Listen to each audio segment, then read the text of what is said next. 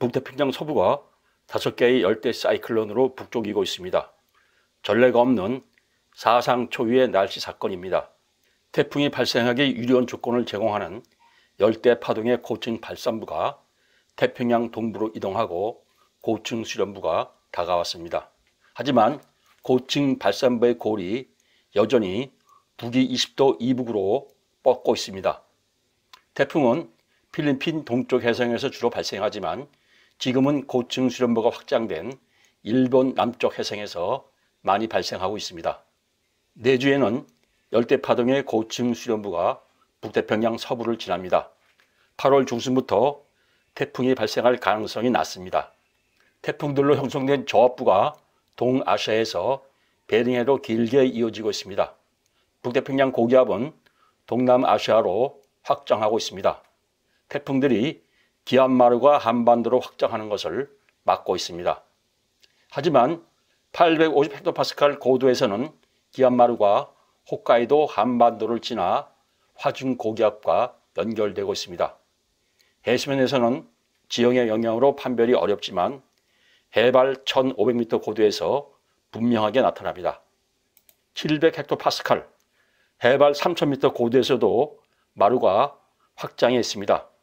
정확한 날씨 예측을 위해서 대륙권과 정층권에 이르기까지 자료를 분석해야 하는 사례를 보여주고 있습니다. 중국 내륙에서 소멸 위기를 맞았던 9호 태풍 루핏은 7일 새벽 대만 해협으로 진출해서 북동진하고 있습니다.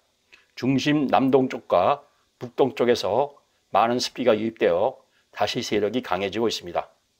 대만에 기록적인 폭우가 내리고 있습니다. 8월 7일 0시부터 10시까지 10시간 동안 300에서 500mm 강수가 기록되고 있습니다. 대만은 고산지대라 공기가 산기슭을 따라서 상승해서 폭우 구름이 발달하기 좋은 조건입니다. 지하무 지역에서 10시간 강수량이 504mm입니다.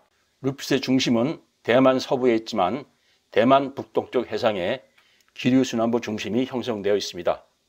루핏이 좀 더 북상해서 대만 지형과 마찰에서 벗어나면 기류순환부 중심이 루핏의 새로운 중심이 됩니다. 이제 모든 모델들이 규슈 서해안의 상륙을 예상합니다. 이제 루핏은 동해로 나왔다가 다시 혼수를 지나 태평양 먼 바다로 이동할 것으로 예상됩니다. 올림픽 기간 중 연이어 태풍이 상륙하고 있는 일본의 기상청도 같은 예측을 하고 있습니다.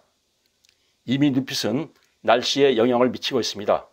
8월 7일 오후 태풍의 중심으로 바람이 수렴하면서 건조한 북풍이 불고 있습니다. 적색은 기온선, 녹색은 이슬점 온도선이고 두 선 간의 거리가 멀수록 공기가 건조합니다. 수도권 상공 500에서 300헥토파스칼 구간을 제외한 전 고도에서 두 선 간 간격이 멀리 나타납니다. 건조한 공기 덕에 밤에 기온이 하강하겠고 열대야가 사라질 것으로 예상됩니다.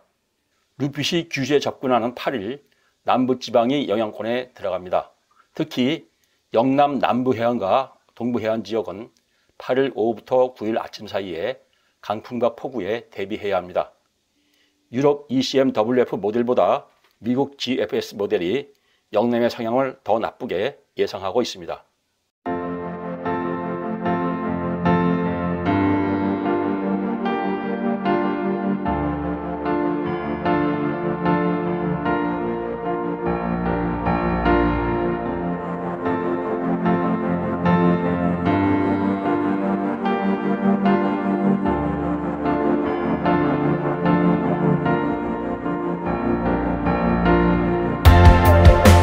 루핏이 지나간 내주 월요일부터 서울 최고 기온은 30도 이하에서 유지됩니다. 루핏은 크기가 크고 강한 태풍으로 향후 날씨의 흐름을 바꿉니다. 업데이트되는 자료를 분석해서 태풍과 날씨 정보를 제공하겠습니다.